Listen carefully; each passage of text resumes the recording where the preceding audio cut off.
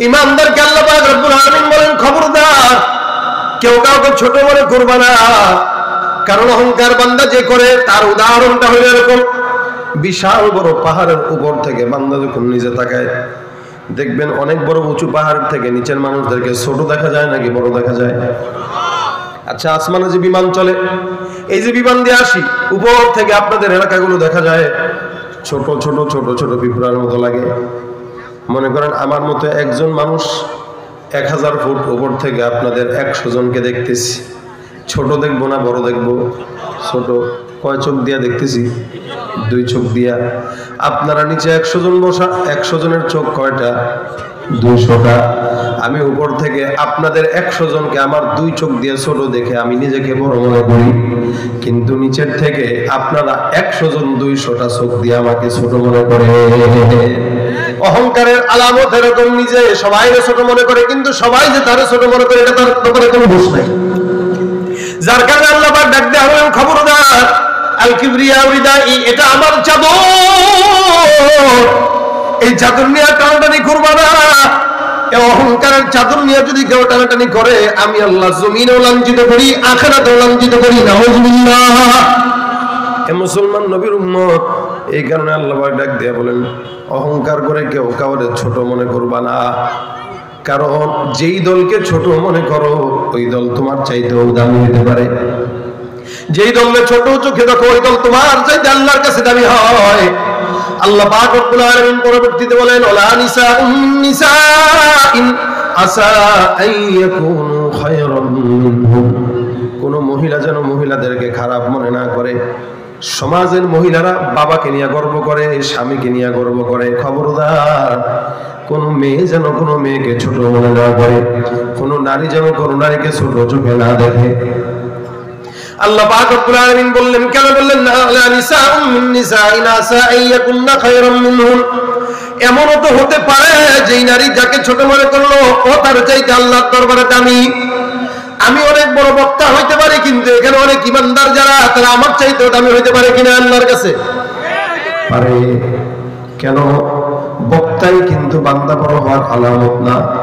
বহুত বড় আলেম বান্দা আল্লাহর দরবারে পছন্দের আলামত না। আমার অসংখ্য গুনাহ, যেই গুনাহগুলো আমি জানি, আমার মাওলা জানে, আর কেউ জানে না। আল্লাহর কসম, সমাজে গুনাহ যদি বান্দার চেহারায় প্রকাশ পাইতো, কোন ইমানদার বান্দা কোনদিন চেহারা খুইলা মানুষের সামনে হাঁটতে পারত না। আমিও আমার একই হালত চিন্তা করে, আমার গুনাহ যদি প্রকাশ পাইতো, মালিকের কসম আপনারা আমার বয়ান শুনতেন না। এই সমাজের মধ্যে গুনাহগার বান্দা সবাই, এমন কোন বান্দা নাই যারা গুনাহ করে না। আল্লাহ পাক রব্বুল আলামিন এই কারণে বলেন, খবরদার, কেউ কাউরে ছোট চোখে দেখো না, কেউ কাউরে ছোট মনে করো না। ওয়ালা তালমিজু আনফুসাকুম ওয়ালা তানাবাজু বিল আলকাব। কেউ কাউরে নিজেরা নিজেদেরকে ইলজাম দিবা না। আবার এক মুমিন আরেক মুমিনকে ভিন্ন নাম রাখবা না। দেখবেন সমাজে কিছু মানুষ আছে, একজন আরেকজনকে উল্টা পাল্টা নাম দিয়ে রাখে। কেউ একটু মোটা, দূর থেকে তারে মুটকু, কেউ একটু চিকন, এরকম ক্যাঙ্গারু দিগায় বাতাসের লগে ফু দিলে বেড়ে যাবে। দেখছস নি কি অবস্থা তার? একজন আরেকজনের ডাক নাম দেয়, ভিন্ন ভিন্ন নাম দিয়ে ডাকে। আল্লাহ পাক বলেন, লা তালমিজু আনফুসাকুম ওয়া লা তানাবাজু বিল আলকাব। খবরদার, খবরদার, নাম বাদ দিয়া ভিন্ন কোনো নামে ডাকবা না। খবরদার, কেউ যদি অন্যায় থেকে ভালো হয়, এর কখনো আগের পরিচয় ডাকবা না। মনে করেন একটা ইমানদার বান্দা, একটা গুনাহগার বান্দা আগে গুনাহগার ছিল, এখন ইমানের কারণে নামাজি হইছে, দাড়িওয়ালা হইছে। সমাজের কিছু মানুষটা হাঁটবে আর বলবে, হ্যাঁ নামাজ দেখায়, হ্যাঁ আর কি, জানি না সে কি করছে আগে, সে আগে এই করে বেড়াইছে ওই করে বেড়াইছে, জানি, ভালো করে জানি, এখন না দর বেশি করতেছে। এ তো আগে চোর ছিল, চোর আগে ছিল চোর, এখনো চোর বলে। আল্লাহ পাক রব্বুল আলামিন বলে, খবরদার, ভালো হওয়ার পরে কেন আগের নামে ডাকবা না। যখন বান্দা আগের নামে ডাকে, তার মানে বান্দা অহংকার করে ডাকে। এগুলোর থেকে গীবত হয়। মনে রাখবেন, কেউ যদি কারো গীবত করে, যার গীবত করলো তার সব গুনাহগুলো ওই বান্দার কপালে চলে আসে, তার আমলগুলো সব ওই বান্দার আমলনামায় চলে যায়। এমনিও তো আমাদের আমলনামা দুর্বল, এমনিও তো ইবাদত করতে পারি না, এমনিও তো নামাজ রোজা নাই, হজ নাই, যাকাত নাই, রমজান মাস আসলে রোজা পর্যন্ত রাখে না এমন মুসলমান আছে কিনা নাই? সারা মাস সারা বছর খায়, রমজানটা আসলেও দোকানপাটে পর্দা লাগায় লাগায় ভিতরে চা নাস্তা করে, ঠিক কিনা? কিরে ভাই রোজা রাখোস না কেন? কয় ডায়াবেটিসের সমস্যা, আলসারের সমস্যা, গ্যাস্ট্রিকের সমস্যা। আসলে কোন জায়গায় সমস্যা নাই, সমস্যা হলো তার ঈমানে, ঠিক কিনা? ইমানদার দাবি করে নামাজ রোজা নাই, ইমানদার দাবি করে হজ যাকাত নাই, আসলে এরা ইমানদার নয়। আল্লাহ বলেন অমিনান নাসি মান ইয়াকুলু আমান্না বিল্লাহ ওয়া বিল ইয়াউমিল আখির ওয়া মা হুম বিমুমিনিন। মানুষের মধ্য থেকে একদল ইমানদার থাকবে যারা নিজেদেরকে ইমানদার দাবি করবে। এরা বলবে আমরা আল্লাহর উপরে বিশ্বাস করলাম, আখিরাতের উপরে বিশ্বাস করলাম, কিন্তু আমার আল্লাহ ডাক দিয়ে বলে না, এরা যতই বলুক না এরা বিশ্বাস করে, এরা ইমানদার নয়, এরা হলো ভণ্ড, এরা হলো মুনাফিক, ঠিক কিনা? ইমানদার যদি দাবি করেন এমনিও তো আমলনামা কম, আমি নিজে দুর্বল, আমার আমলনামাও দুর্বল, দুর্বল আমল নিয়েও এরপরে অন্যজনের গীবত যদি গাই, আমল যা থাকবে সব ধ্বংস হয়ে যাবে। এই কারণে টুটা ফাটা যে আমলগুলো করি এগুলো ধ্বংস করার কোনো যৌক্তিকতা নেই।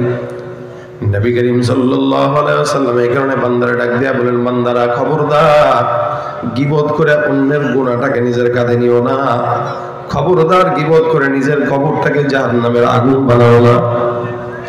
আল্লাহর হাবিব সাল্লাল্লাহু আলাইহি ওয়াসাল্লাম যখন মেরাজের রাত্রিতে মেরাজে যায়, মেরাজে আমার নবীকে আল্লাহ পাক জান্নাত দেখাইলো, জাহান্নাম দেখাইলো, জাহান্নামের মধ্যে আযাব দেখলো, জান্নাতের মধ্যে আল্লাহ পাকের নিয়ামত দেখলো, জাহান্নামের মধ্যে আমার পয়গম্বর আযাব কি দেখলো। এক জায়গায় আল্লাহ রাসূল হেঁটে হেঁটে যায়, তাকায় দেখে অনেক বান্দারা জাহান্নামের মধ্যে আগুনের মধ্যে হাবুডুবু খাইতেছে, বিশাল বড় বড় হাতের মধ্যে নখ, পিতলের নখ। আল্লাহর বান্দারা পিতলের নখ দিয়ে নিজের বুকগুলো খামসায়, আবার খামসায় খামসায় ভিতর থেকে যা আছে সব বের করে দেয়। এরকম মুখ থেকে নিয়ে এই পর্যন্ত খালি খামসায় আর খামসায়, খামসায় আর খামসায়। পয়গম্বর আরবি সাল্লাল্লাহু আলাইহি ওয়াসাল্লাম জিজ্ঞেস করলেন, জিবরাইল বলো তো এই শাস্তিটা কিসের শাস্তি? আমার পয়গম্বর রাসূল করিম সাল্লাল্লাহু আলাইহি ওয়াসাল্লাম জিবরাইলকে প্রশ্ন করলেন। জিবরাইল ডাক দিয়া বলেন, ইয়া রাসূলুল্লাহ, এরা হলো তারা যারা নাকি এক ভাই আরেক ভাইয়ের গীবত করে নিজের পেটটাকে জাহান্নামের আগুন বানায় দিয়েছে। তাদের শাস্তি তারা নিজেদের চেহারা এবং তাদের বুকগুলো খামসায় খামসায় ছিড়বে। এ মুসলমান, কিয়ামতের ময়দানে এভাবে যদি শাস্তি পেতে না চান, এখন থেকে নিয়ত করেন গীবত নামক কোন গুনাহ আর করব না। যত ইবাদত করেন সব ইবাদত ধ্বংস হওয়ার জন্য এতটুকুনি যথেষ্ট। নামাজ পড়তে বের হইল, নামাজ পড়ে টুপিটা মাথায় দিয়ে চায়ের দোকানে বের হয়ে তারপরে ইমাম সাহেবের বদনাম, মুয়াজ্জিন সাহেবের বদনাম, চেয়ারম্যান সাহেবের বদনাম, বিভিন্ন মানুষের বদনাম গায়ে গায়ে তারপরে আমলনামা ধ্বংস করে দেয়। এই কারণে আমি বলি কি, যদি গীবত শিকায়ত করা লাগে অবশ্যই নিজের মা আর বাবার গীবত করবেন। এখন আপনি করবেন হুজুর মা বাবার গীবত কেমনে করে, এটা কি সম্ভব নাকি? হ্যাঁ করবেন। কেন করবেন? আপনি যখন কারো গীবত করলেন তখন আপনার গুনাহটা, আপনার নেকিটা তার কাছে গেল, তার গুনাহটা আপনার কাছে আসলো। এখন আপনি যদি আপনার মায়ের গীবত করেন, বাবার গীবত করেন, যেই মা আপনাকে কষ্ট করে লালন পালন করে পেটে ধারণ করছে, যেই বাবা আপনাকে বড় করছে, অন্তত গীবতের কারণে আপনার নেকিটা, আপনার গুনাহটা, আপনি মা বাবার গুনাহটা নিজে নিবেন আর আপনার নেকিটা মা বাবার কাঁধে দিবেন। তাহলে হবে কি, ঘরের নেকি ঘরেই থাকলো, মা বাবা জান্নাতে গেল। কি বলেন, বুঝেন নাই? ঘরের নেকিটা অন্তত ঘরে থাকে। কিন্তু মা, কোন সন্তান তার মায়ের গীবত গাবে এটা সে সহ্য করতে পারে না, কোন সন্তান বাবার গীবত করবে এটা সে সহ্য করতে পারে না, কিন্তু ঠিকই আরেক ইমানদার ভাইয়ের গীবত করতেছে। আপনি যদি আপনার মা বাবার গীবত পছন্দ না করেন, আপন ভাইয়ের গীবত পছন্দ না করেন, মনে রাখবেন কোন ইমানদার বান্দার গীবত আপনি করতে পারেন না, কারণ আপনি মুমিন দাবি করছেন নিজেকে। আর মুমিন মুমিনের কি হয় বলেন তো? ভাই হয়। আল্লাহর নবী ডাক দিয়া বলেন, আল মুসলিমু আখুল মুসলিম, আল মুমিনু মিরআতুল মুমিন। আল্লাহ পাক ডাক দিয়া বলেন, ইন্নামাল মুমিনুনা ইখওয়া ফাসলিহু বাইনা আখাওয়াইকুম ওয়াত্তাকুল্লাহ। হে ইমানদার, এক মুমিন আর এক মুমিনের ভাই, যদি কোন ইমানদার বান্দা তোমার সামনে ভুল করে তুমি তাকে শুধরায় দাও। ফাসলিহু বাইনা আখাওয়াইকুম ওয়াত্তাকুল্লাহ। ইমানদার যদি ইমানদারের ভুল ধরে শুধরায় দিবা শুধরানোর মধ্যে, কিন্তু পাড়ায় পাড়ায় মানুষের ব্যাপারে বদনাম গাওয়া কোনোদিন শুধরানো হারাম না। গুনাহ নাই এমন কোন মানুষ নাই। এজন্য আল্লাহ নবী ডাক দিয়া বলেন, মান সাতারা মুসলিমান সাতারাহুল্লাহু ইয়াওমাল কিয়ামাহ। জমিনে যদি কোনো ইমানদার কোনো মানুষের দোষ গোপন রাখে, আল্লাহ পাক কিয়ামতের ময়দানে ওই বান্দার দোষ গোপন রাখবে। সুবহানাল্লাহ। আর যদি দোষ প্রচার করেন, কিয়ামতের ময়দানেও আল্লাহ পাক আপনার দোষগুলো প্রচার করে দিবেন। এইজন্য ভাইরা আমার, এখন থেকে নিয়ত করেন, আজকে থেকে কোনদিন কোন ইমানদার ভাইয়ের ব্যাপারে গীবত করব, শিকায়ত করব না।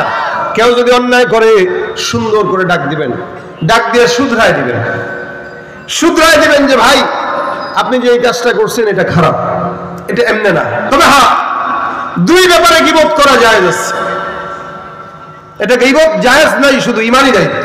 যেমন এলাকায় কেউ যদি সামাজিক ক্ষতি হয় এমন কোন কার্যক্রম করে, যেমন সুদের টাকা মানুষের কাছে প্রচার করে, ইয়াবা ব্যবসা করে, মাদক দ্রব্য আদান প্রদান করে, যার মাধ্যমে সামাজিক ক্ষতি হয়, এরকম কোন কাজ সমাজের কোন মানুষ যদি করে, এই কাজের কারণে তার ব্যাপারে মানুষকে সচেতন করা, এটা ইমানি দায়িত্ব। যার মাধ্যমে কি ক্ষতি হয়? সামাজিক ক্ষতি হয়। সামাজিক ক্ষতি, যার মাধ্যমে সামাজিক ক্ষতি হয় তার ব্যাপারে সতর্ক করা ইমানি দায়িত্ব। দুই নম্বরে, যার ব্যাপারে যদি ইমানের কোনো ক্ষতি হয়, অর্থাৎ দ্বীনের কোনো ক্ষতি, ইসলামের কোনো ক্ষতি, ইসলামের অপব্যাখ্যা করছে। যেমন কয়েকদিন আগে একজন বলছে যে লাইলাতুন নিসফি মিন শাবানে কেউ যদি মসজিদে যায় ইবাদত করে, ওই ইবাদত করার চাইতে বেশ্যাখানায় বসে থাকা উচিত। নাউজুবিল্লাহ। মানে শবে বরাতে মসজিদে যাওয়ার চাইতে বেশ্যাখানায় যাওয়া সওয়াব। কত বড় নালায়েক হলে কথা বলে। তেমন কোন কথা যদি বলে কেউ বিভ্রান্তি ছড়ায় দ্বীনের ব্যাপারে, ইসলামের ব্যাপারে, তার ব্যাপারে মানুষকে সচেতন করা ইমানি দায়িত্ব, এটা গীবত নয়। এছাড়া ব্যক্তিগত আক্রোশ নিয়ে, ব্যক্তিগত গুনাহ নিয়ে, ব্যক্তিগত দোষ নিয়ে চর্চা করা, এটা হারাম, হারাম, হারাম। কেউ যদি করো, উপদেশ হিসেবে ফাসলিহু বাইনা আখাওয়াইকুম ওয়াত্তাকুল্লাহ। নিয়তটা সহি রেখে, ভাই আপনার এই কাজটা তো খারাপ, এই কাজটা তো আপনি এমন করেছেন, এটা এমনি না করলেও পারতেন, এভাবে সুন্দর করে শুধরায় দেওয়া, এটা হলো ইমানদারের কাজ। কারণ আমাকে যে বিশাল বড় বক্তা দেখতেছেন, হুজুর দেখতেছেন, অনেক বড় বড় ওলামা একরাম আপনার সমাজে দেখেন, অনেক বড় বড় পীর দেখেন, বড় বড় বুজুর্গও দেখেন, এমন কোন মানুষ নাই যার কোনো গুনাহ নাই। আমি আমার গুনাহের টেনশন করে এতকুল পাই না, আরেকজনের গুনাহ চর্চা করার টাইম কোথায়? কেউ যদি আরেকজনের গুনাহ নিয়ে চর্চা করে, বুঝতে হবে সে কোনোদিন গুনাহ করে নাই। বলেন তো, নবী আর সাহাবা একরাম ছাড়া এমন কেউ আছে যারা গুনাহ করে নাই? হ্যাঁ, নাই। নবীরাও নিষ্পাপ, সাহাবা আজমাইনরাও নিষ্পাপ, আল্লাহ তাদেরকে নিষ্পাপ ঘোষণা করছেন। রাদিয়াল্লাহু আনহুম ওয়া রাদওয়ান, এরাও খুশি, আল্লাহও খুশি। জামানা যত সামনের দিকে আগাবে, মানুষগুলো তত জাহান্নামী হবে। জামানা যত পিছনে ছিল, মানুষগুলো তত জান্নাতি ছিল। জামানা যত নবীর দিকে, মানুষগুলো তত জান্নাতি। জামানা যত নবী থেকে পিছিয়ে, মানুষ তত জাহান্নামী।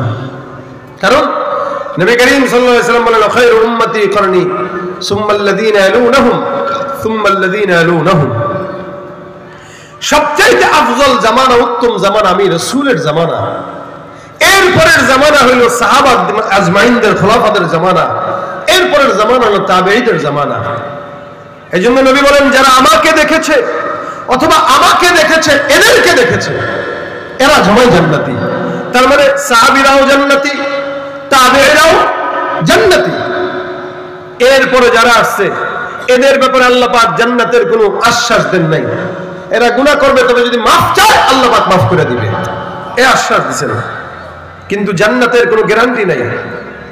এজন্য আগের কালের মানুষ যারা এরাই ভালো। আগে এত গীবত শেখায়ত হইতো না, এখন মজমা মানেই গীবতের মজমা। এমনকি মাহফিল ওয়াজ মাহফিলেও আলোচক বসে বসে নাম ধরে নাম বেনামে একজন আরেকজনের গীবত শেখায়ত করে। এই মঞ্চে বসে, মসজিদে বসেও গীবত, মাহফিলে বসেও গীবত, অফিস আদালতে বসে গীবত, আড্ডা খানায় তো গীবত চলেই। তালিমও বসে, বিসমিল্লাহ বলে হাদিস দিয়া শুরু হয় আর গীবত দিয়ে শেষ হয়। এই হলো আমাদের হাল। এই জন্য জামানা সামনের দিকে আগাচ্ছে, তো আমরা ক্ষতিগ্রস্ত হচ্ছি। ফিতনা থেকে বাঁচার জন্য যে যত বেশি চুপ থাকবে সে তত নিরাপদ থাকবে। রাসূল সাল্লাল্লাহু আলাইহি ওয়াসাল্লাম বলেন, মান সালিমাল মুসলিমুনা মিন লিসানিহি ওয়া ইয়াদিহি, সেই তো খাঁটি মুসলমান যার জিহ্বা থেকে অন্য মুসলমান নিরাপদ থাকে।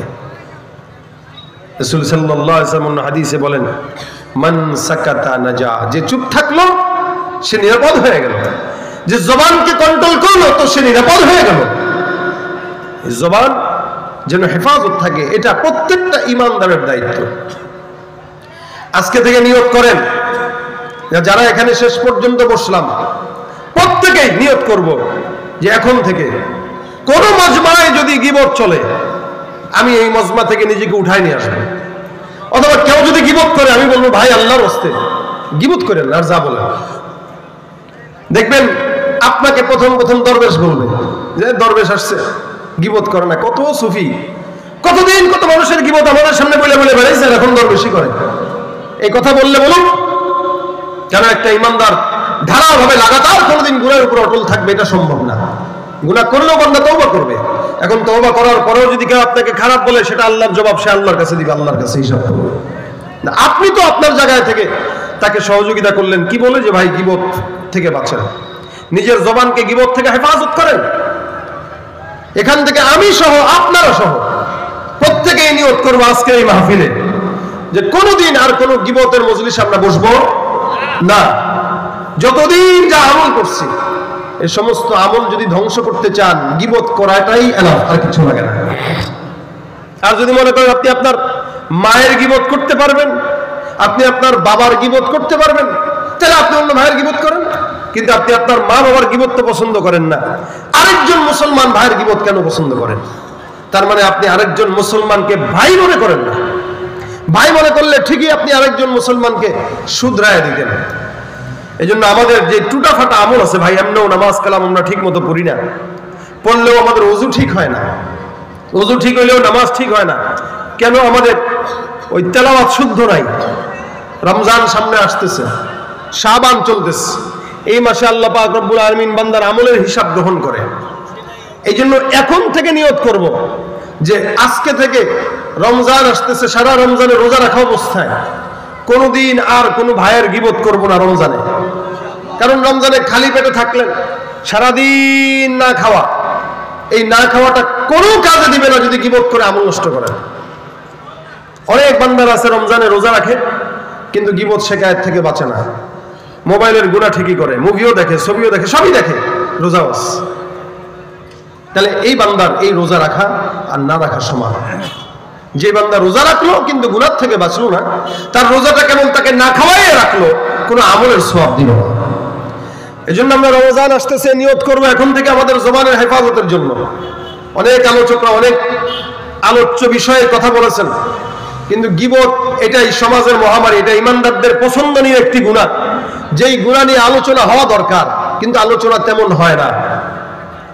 আজকের এই মজলিস থেকে আমি আপনাদেরকে হাত জোর করে বলবো, মা বোনরাও আজকের এই বয়ান শুনছেন, এখান থেকে যাওয়ার পরে 10 জন মানুষ, 10 জন মহিলা, 10 জন পুরুষ যদি নিয়ত করে যে আর কোনদিন সমাজে কারোর ব্যাপারে কোনো গীবতের কোনো আড্ডাখানায় বসবো না, কোনো মজমায় বসবো না, কারোর ব্যাপারে কোনো গীবত করবো না, মজলিস সার্থক হওয়ার জন্য এতটুকু আমলই যথেষ্ট, আর কিচ্ছু দরকার নেই।